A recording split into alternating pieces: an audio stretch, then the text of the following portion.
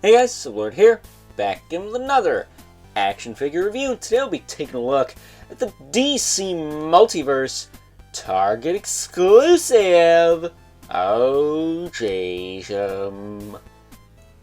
Man! Brought to us by the fine folks over at McFarlane Toys, who, quite frankly, getting sick of their exclusive crap, but if I'm not mistaken, this is the first time we're getting Animal Man in this scale and or period.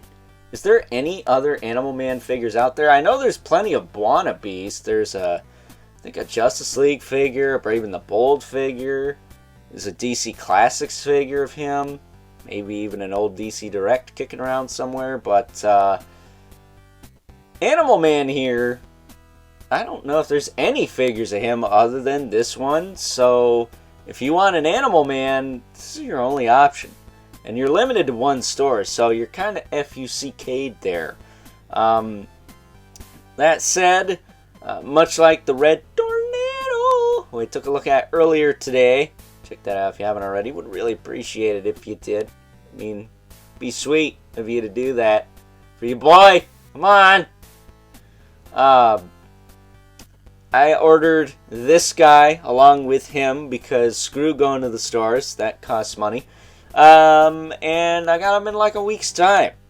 You know, say what you will about Target, but they don't screw around when it comes to getting you your stuff or replacing it when there's a problem.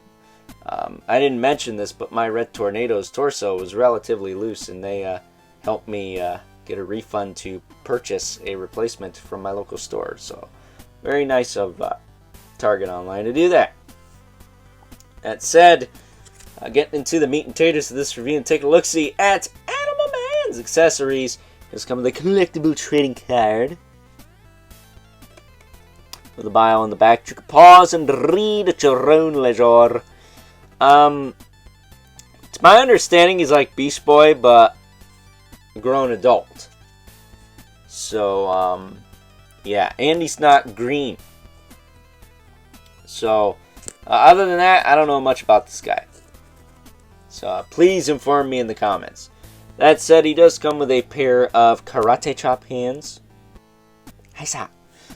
And he does come with a stupid grip hand with nothing to put in it. It's a trigger finger, no less. And then he comes with this really cool, like, werewolf hand, which I would have rather gotten two of these. But he does come with one, so I guess it's better than none. And then he comes with a slug figure of this little critter here. Now, before I tell you what this thing actually is, like some moron who's never ventured 2 feet out of a city before, a little story time. Because we're not going to go over the articulation of this figure because it's the same body as Captain Atom and Deadman and Flashpoint Paradox Flash and Blue Beetle and Booster Gold and the single pack Blue Beetle. There's a new Nightwing coming out that's got the same body, so we know what it does. Alright, if you don't know what it does, then I did just do a Captain Atom review last week. You can check that out if you're oh so curious. But this little critter here, back to him, and story time. When I was a boy, I'm going to sound old saying that, but when I was a boy, my parents and I went to visit my great-grandpa, otherwise known as Papa, up in Saranac Lake. And for those of you not familiar with the upstate New York area, that is like getting close to Canada, upstate New York, alright? Not like 2 minutes out of New York City, it's like way north of Albany, which is the capital of the state. Weirdly enough, you'd think New York City would, but it's not. Either way, we were going up to Saranac to visit my great-grandpa, again, otherwise known as Papa, and there was this taxidermy place on the way there, and of course they had bears and wolves and, you know, a bunch of other critters in there that looked very frightening to a young child and made me shit my pants mentally. That said, above the doorway to one of the rooms there stood a creature very similar to this. It was, as the late great, is it John Belushi or Jim Belushi? I always get them mixed up. I know one of them was hardcore into voice acting in the 90s, and the other one was on Saturday Night Live. That's how I know the difference between the two. But the one known for the infamous Wolverines skit. It was a Wolverine sitting above the door. Not from X-Men either. It's a Wolverine very much like this one. This one right here. It's a Wolverine, folks. It's not a fucking badger. It's not a fucking bear.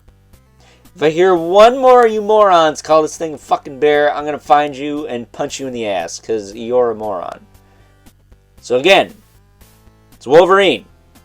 Not a badger, not a bear. And quite possibly the best accessory of the year, even though we're only in February as the time this is being posted. So, there you go. There's a little bit of a lesson on your critters, as well as a bit of a story from Overlord's youth. That said, I also know this is Wolverine because I am a humongous Balto, the cartoon, well, I guess the real life one, cartoon, the second movie, Balto 2 Wolf Quest. There are 3 Wolverines that intimidate the shit out of Balto in that, and one of them's voiced by Rob Paulsen, and he's the frickin' man. Alright, I'm a little stoked because Animaniacs Live is going to be near me, but a little sad because I know I ain't going to be able to see it. So there you go. Instead of giving you a review of Animal Man, I gave you a, 5 minutes or so of useless bullshit. Which is the type of entertainment you can look forward to if you subscribe to Overlord Production. I'm not going to do that. I haven't said subscribe to this channel in ages. I'm not going to start. That said, Animal Man does also come with the hockey puck display stand we're used to seeing with all McFarlane Toys releases. And here's a look-see at the figure. It's, again, the same buck we're used to seeing from McFarlane Toys with a lot of characters lately, especially a lot of classic-looking characters. If I'm not mistaken, this guy and Red Tornado are both part of the DC Classic subline. DC Multiverse. I think the Martian Manhunter was the first installment of that. He was a Target exclusive in 2022, if I'm not mistaken. I know there was a Rebirth one around there. But, really cool looking figure. I like him. I like him a lot.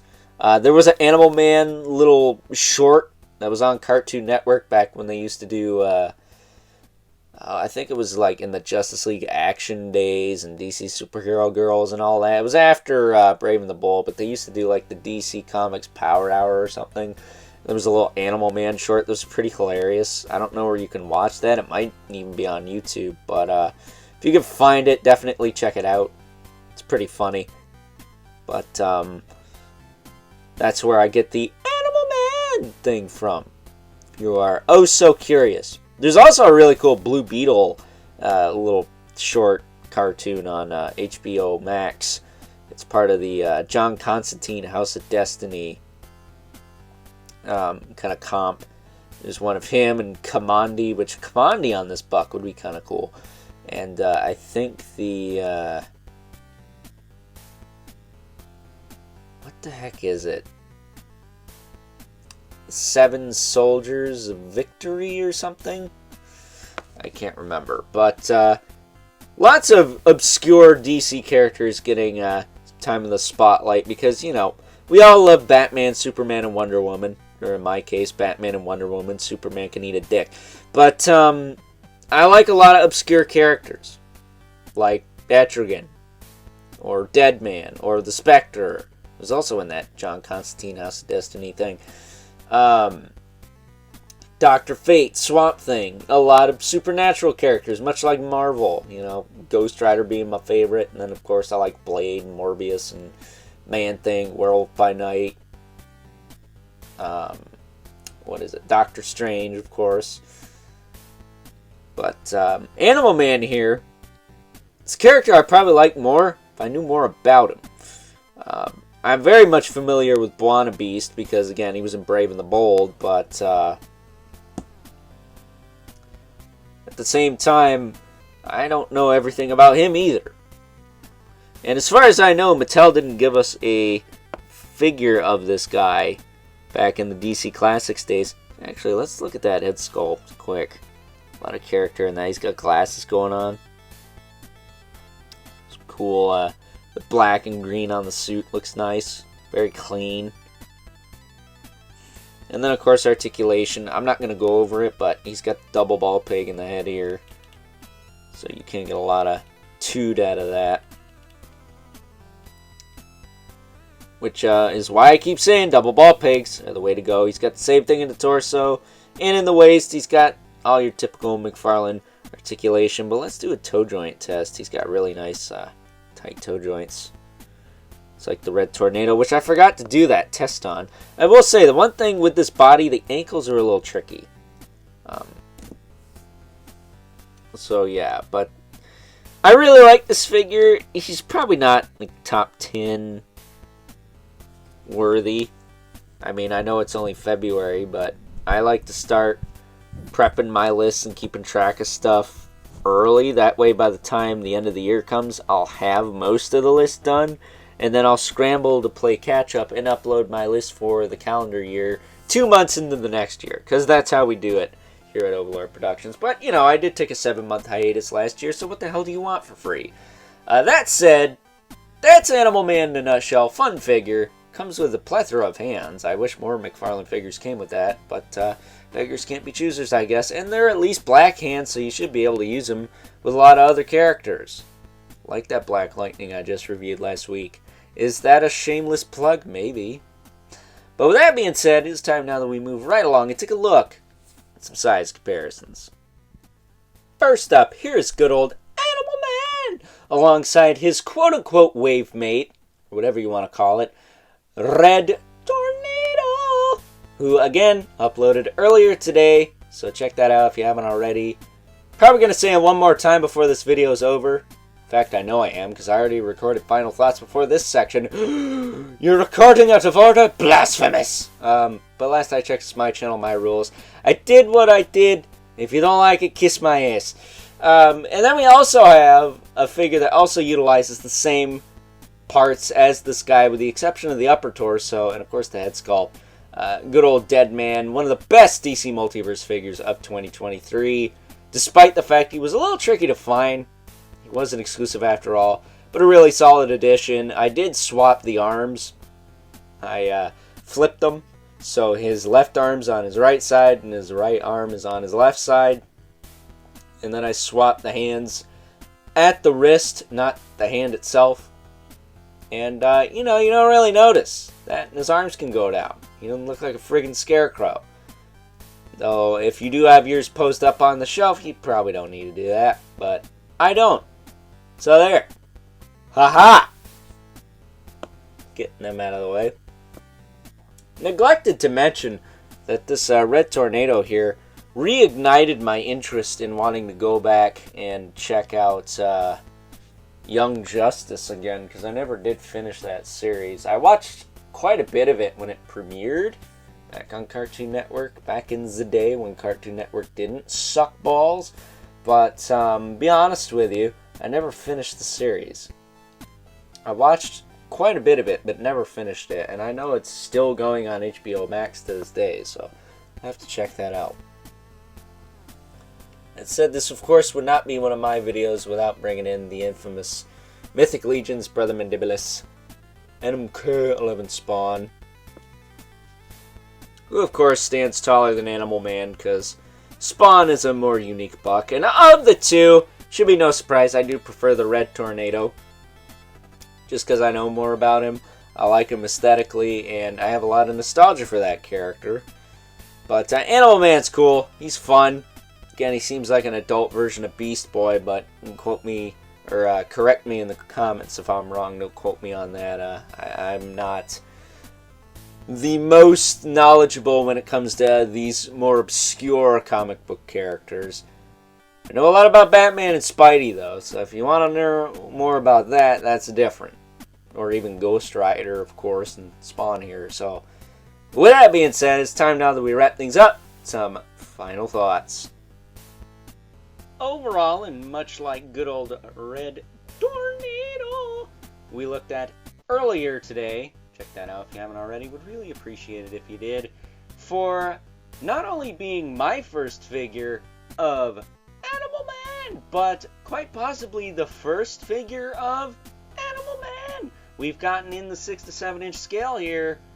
I think the fine folks over at McFarlane Toys did a fine job with this character, because I think he's a little cooler than he actually deserves. This is, for all extensive purposes, a pretty goofy character. Almost an adult version of Beast Boy from Teen Titans when you really think about it. At least as far as I can tell. Pretty sure he's just a dude that shapeshifts into animals and can shapeshift parts of his body into various animal parts. That's the basic gist that I'm getting from this character. I could be wrong. I have not read every comic ever, so, please forgive me in the comments. But one thing I do know is that he does come with one of the coolest accessories ever, and that is this motherfrickin' Wolverine. That thing is awesome. I never thought I'd have a Wolverine figure, let alone like it as much as I do. But we here at Overlord Productions welcome this little Wolverine with open arms to the Overlord Productions Zoo, even though Wolverines are nasty little bastards and will probably terrorize other residents at the zoo. So we'll have to keep them under control. Don't worry, we have everything under control here at the Overlord Productions Zoo. There's absolutely nothing to worry about. So, with that being said, my rants and raves about how cool a slug Wolverine aside is a skull figure. If you like Animal Man, definitely pick him up and check him out. So until next time, I hope you guys enjoyed this review. Catch you guys later.